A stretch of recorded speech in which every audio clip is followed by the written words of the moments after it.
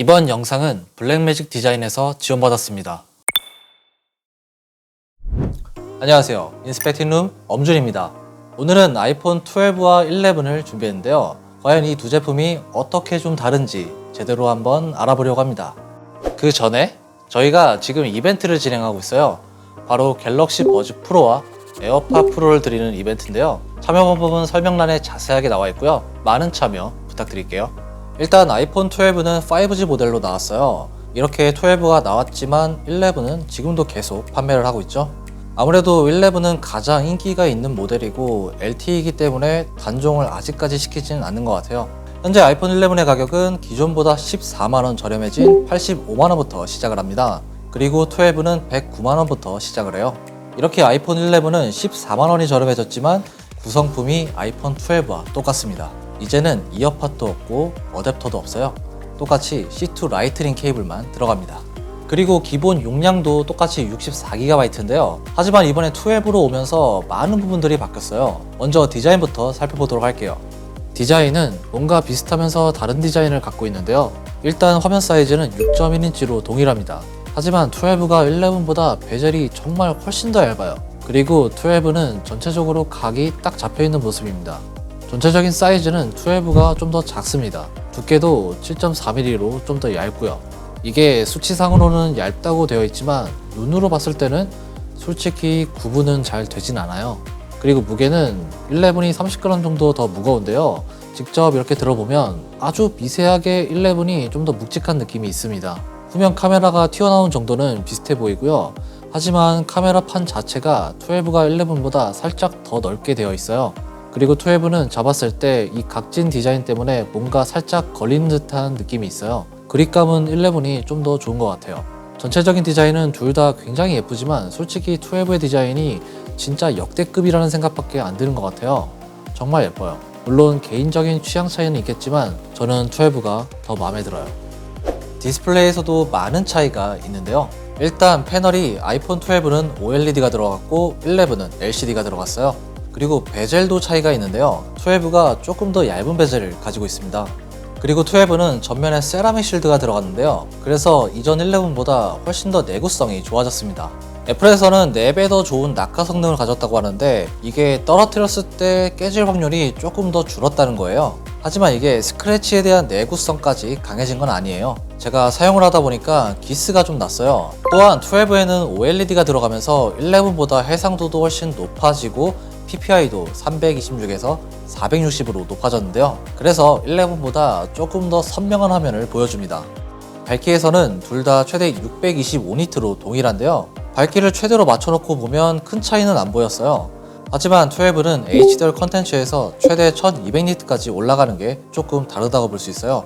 이렇게 같은 영상을 틀어놓고 보면 12가 훨씬 더 색감이 풍부하고 블랙 컬러 표현도 좀 더 깊은 걸 볼 수가 있죠. 제가 볼 때는 확실히 여러 부분에서 12의 디스플레이가 11보다는 월등하게 좋습니다.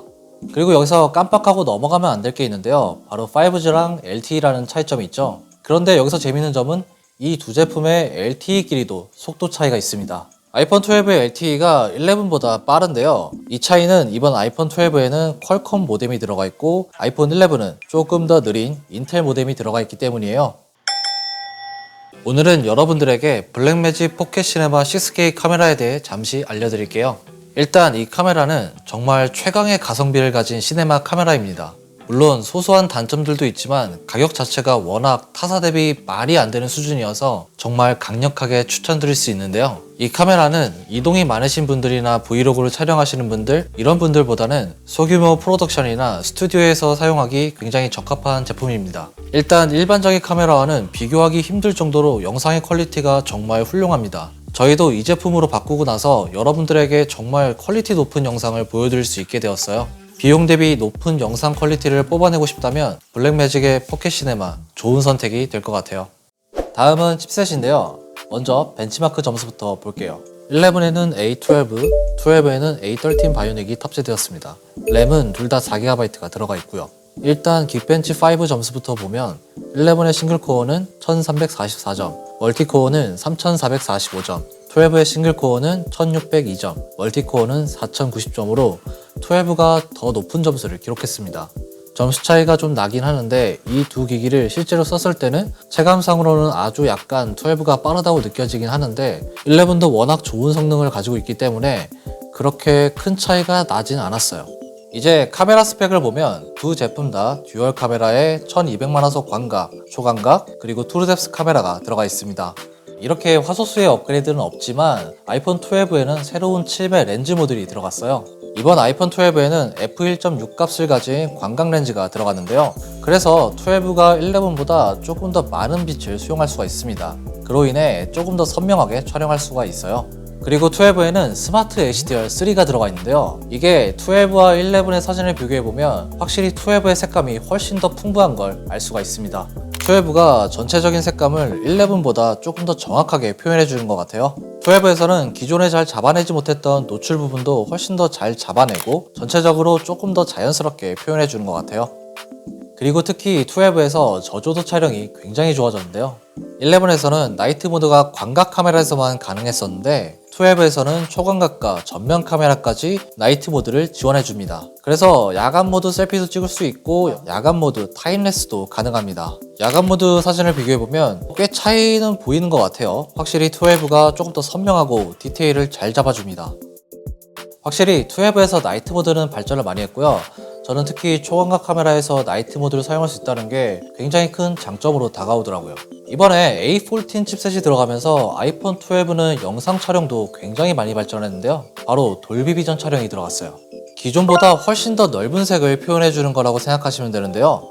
기존 8비트에서 이제는 10비트로 업그레이드가 되었습니다. 8비트, 10비트 이러면 차이가 얼마 안 나 보이는 것 같지만 여기에는 60배의 차이가 있어요.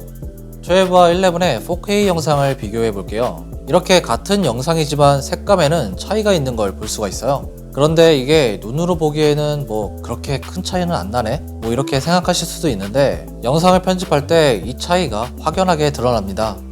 영상 편집을 많이 해보신 분들은 아실 텐데요.